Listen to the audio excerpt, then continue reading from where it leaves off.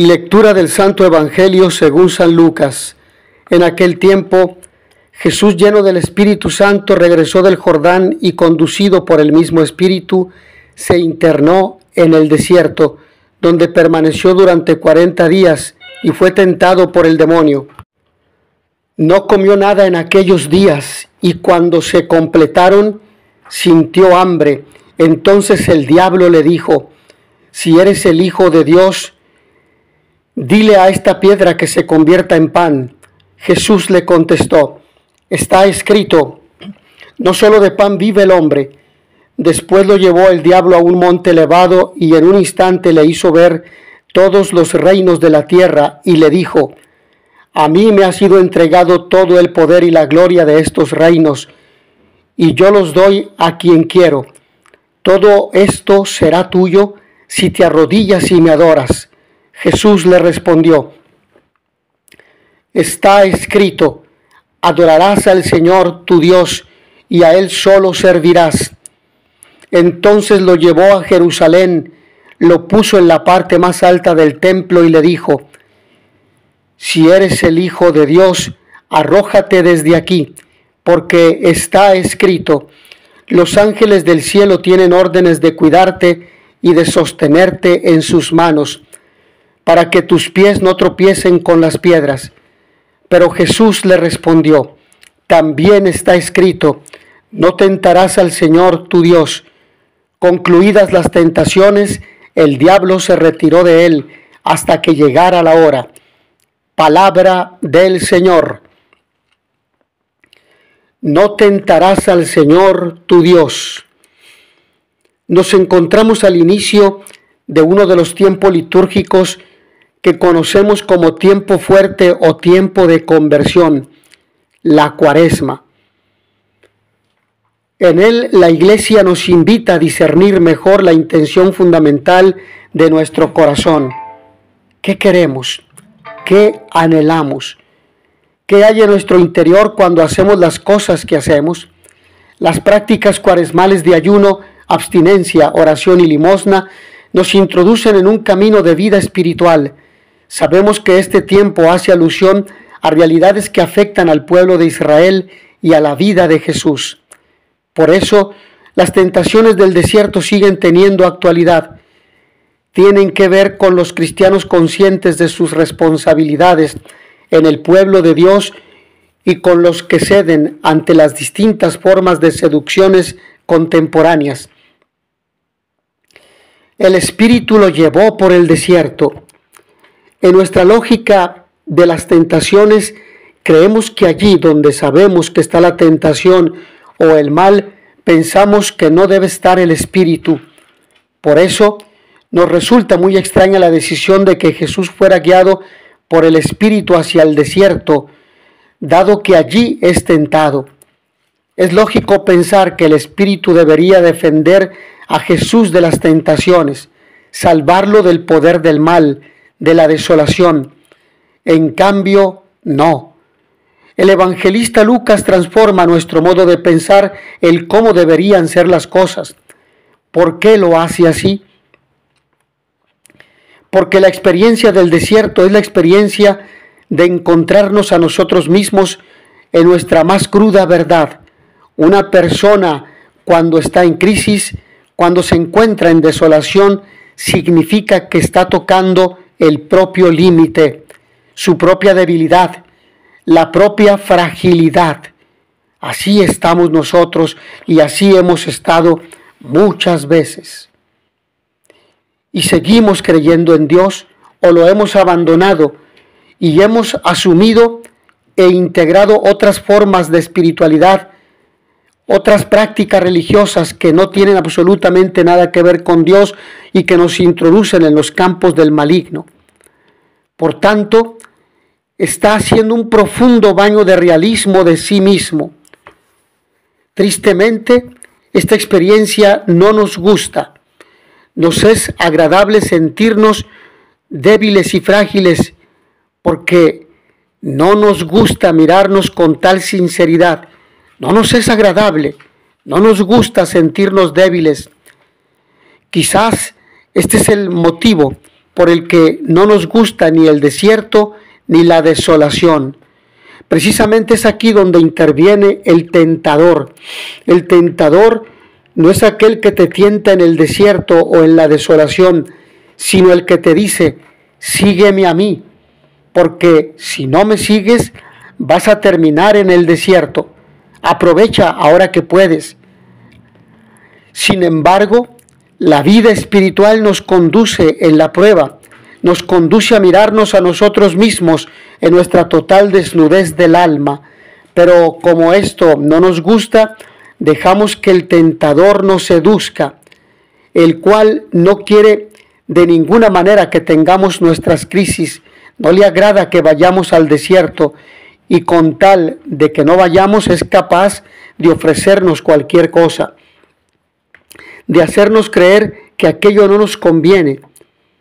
Si entendemos las tentaciones desde este punto de vista, nos damos cuenta de que los trastornos alimentarios, los afectivos, la dependencia y las relaciones tóxicas son todos modos de estar en el mundo que no afrontamos para evitar la crisis. Con tal de no afrontar el problema, nos llenamos de cualquier cosa, y esta es la victoria del tentador. Jesús, al entrar en el desierto, obliga el mal a que se rebele y así lo confronta cara a cara.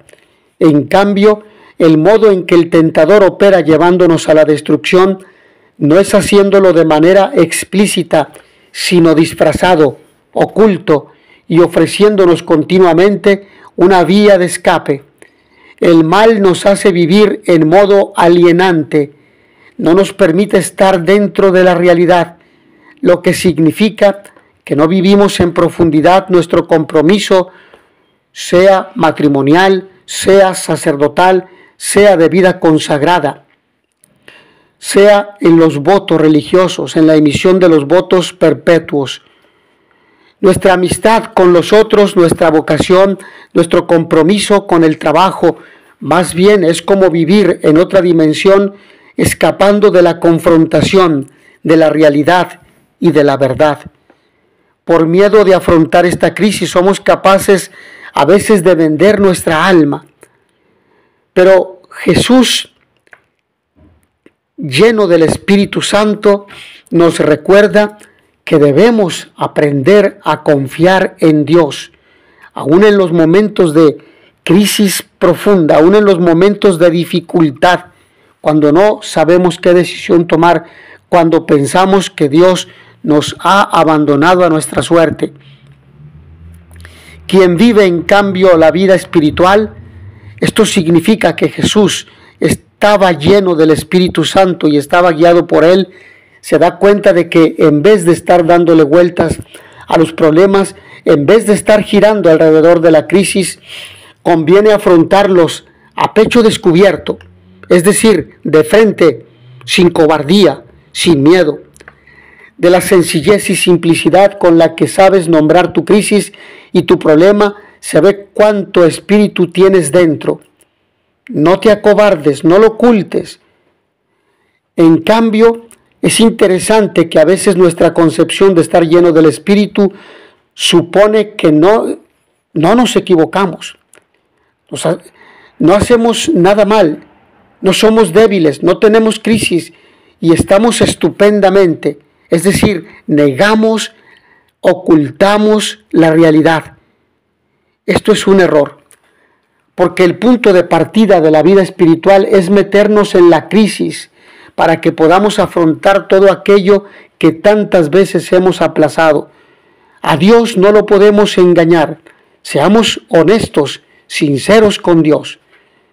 Pidámosle su ayuda. Pidámosle que tenga misericordia, compasión de nosotros. Por ello, el giro potente del evangelista Lucas es precisamente el hacernos cambiar nuestras convicciones erróneas.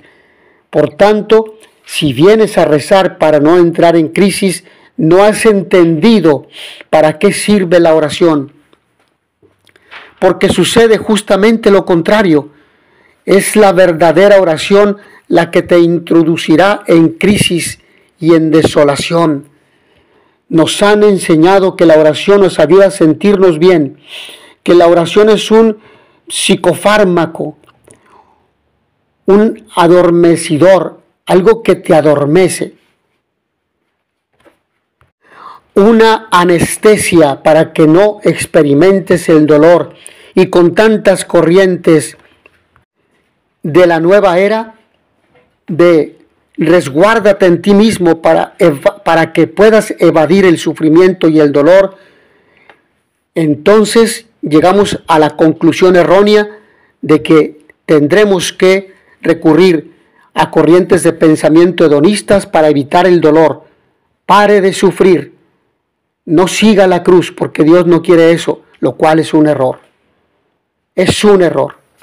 La vida del cristiano está marcada por la cruz, y así lo hemos visto en estos días cuando el Señor Jesús nos invita: al que quiera venir en pos de mí, niéguese a sí mismo, tome su cruz de cada día y sígame. La vida está llena de problemas. Entonces hemos aprendido mal y tenemos que desaprender y tenemos que volver a aprender a aprender.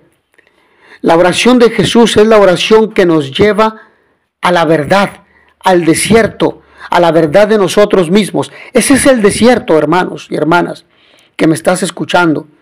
Ese es el desierto. Asumir, enfrentar la verdad de ti mismo, de ti misma, de tu pasado, de tu presente, lo que no aceptas de ti, de tus errores, de tus pecados, de tus límites, de tus imposibilidades, de tus responsabilidades que no te has decidido asumir, aunque ya tengas 50, 60, 70 u 80 años. No has asumido tu compromiso de padre, madre, abuelo, abuela, y por lo tanto no damos buen ejemplo cristiano. En las manos de Dios hemos, sin embargo, aprender a estar, a confiar, a estar en las manos de Dios, a confiar en Dios, a creerle. No solamente a creer, sino a creerle, y esto es confiar.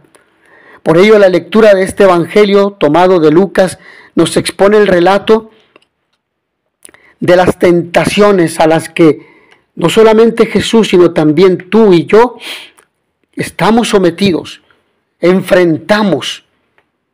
Tener, poder y placer, tener todo lo que se pueda, ser acumuladores, aún lo que no necesitamos, comprar irracionalmente, compraventa, anuncios publicitarios,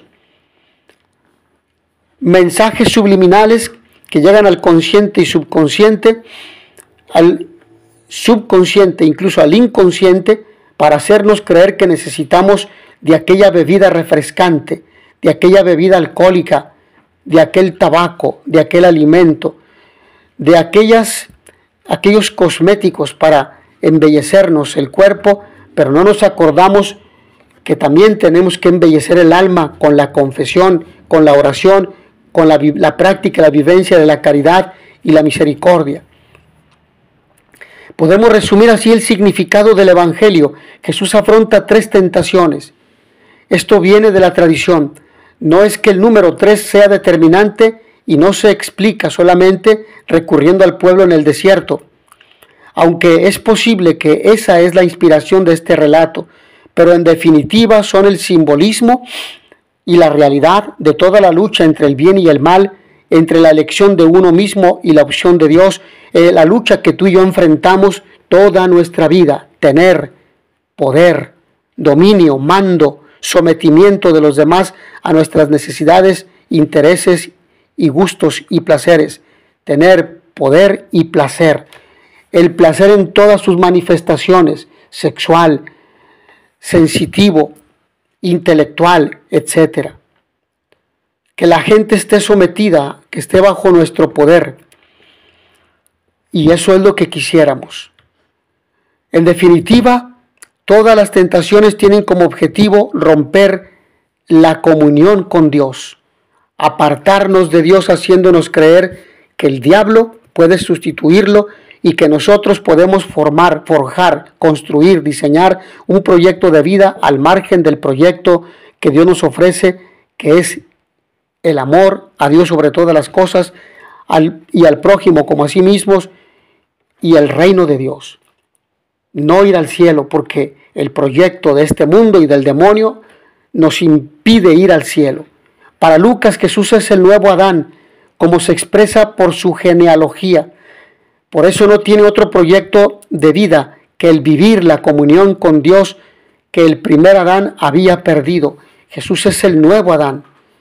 Y el demonio sabía que, para muchos exégetas, sabía que Jesús era Dios, pero como soberbio que es el demonio, quiso tentarlo para ver, aun cuando él sabía que era impecable, para adjudicarse la medallita o poder decir que él tuvo la osadía de tentar al Señor, aun cuando sabía que el Señor era impecable, es decir, que no iba a ceder a sus tentaciones.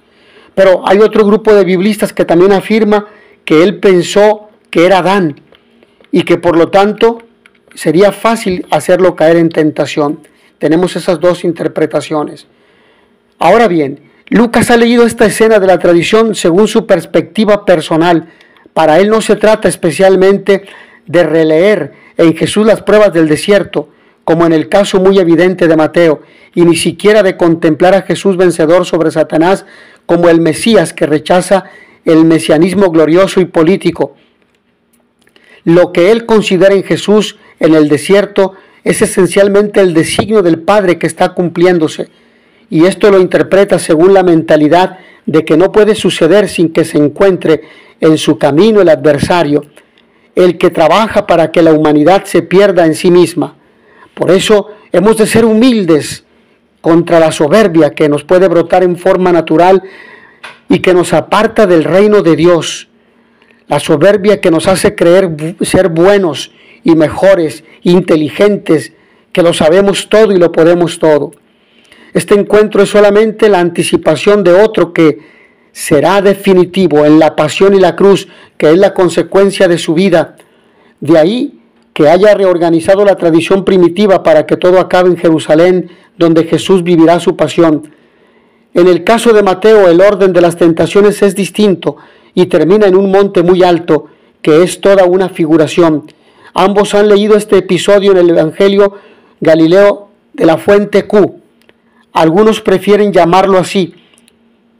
En Lucas todo termina en Jerusalén porque para este evangelista Jerusalén es el final y el comienzo de la vida de Jesús y de la comunidad cristiana primitiva.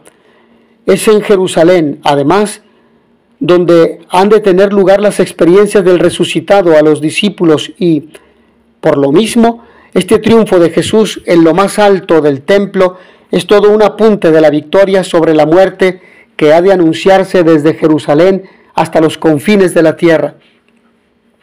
Si Lucas ha querido presentar la filiación divina de Jesús en la dimensión del nuevo Adán como en la genealogía, su relato de las tentaciones debe leerse en esa clave. De ahí que su cristología, con sus intereses parenéticos, no es descriptiva, sino que busca llevar a la comunidad las posibilidades de vivir una experiencia como la de Jesús. La iglesia que escucha este relato, la comunidad, vive también bajo el Espíritu como Jesús y es conducida por Él. Por eso, bajo esta experiencia, los poderes del mal también quieren envolverla en una carrera ciega hacia una desobediencia radical a Dios. En definitiva, Lucas quiere que aprendamos a ser personas libres como Jesús en nuestra fidelidad a Dios, porque Dios es para el hombre como para Jesús el que garantiza nuestra libertad y nuestra realización. ¿Qué disposición tengo de hacer un camino espiritual al inicio de la Cuaresma? ¿Cuáles son las seducciones en las que sé que puedo ser vulnerable? ¿Cómo rezo? ¿Para qué hago oración? Mis hermanos, que a todos ustedes el Señor los bendiga y les dé la paz. Y notitia veritatis proficere, pax et bonum.